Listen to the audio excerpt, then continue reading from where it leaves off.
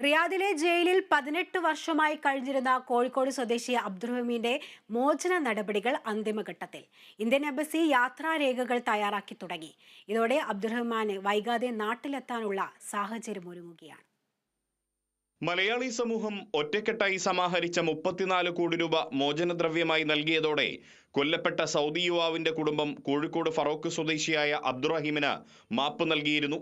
പിന്നാലെ July 2-ന് Riyadh കോടതി റഹീമിനെ വധശിക്ഷയിൽ നിന്നും ഒഴിവാക്കുകയും ചെയ്തു. അതിനുശേഷമാണ് ഇപ്പോൾ ജയിൽ മോചനത്തിനുള്ള നടപടികൾ അന്തിമഘട്ടത്തിൽ എത്തിയിരിക്കുന്നത്. അതിന്റെ ഭാഗമായി റിയാദിലെ ജയിലിലെത്തി അബ്ദുറഹീമിന്റെ പുതിയ ഫോട്ടോ എടുക്കുകയും ചെയ്തു. റഹീമിന്റെ യാത്രാരേഖകൾ തയ്യാറാക്കുന്ന പ്രവൃത്തി ഇന്ത്യൻ എംബസി അധികൃതരും തുടങ്ങി.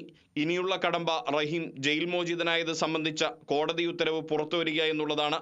കോടതി ഉത്തരവ് വന്നാൽ ആ വിവരം ഗവർണറേറ്റിനെയും സൗദി ആഭ്യന്തര മന്ത്രാലയത്തെയും അറിയിക്കും.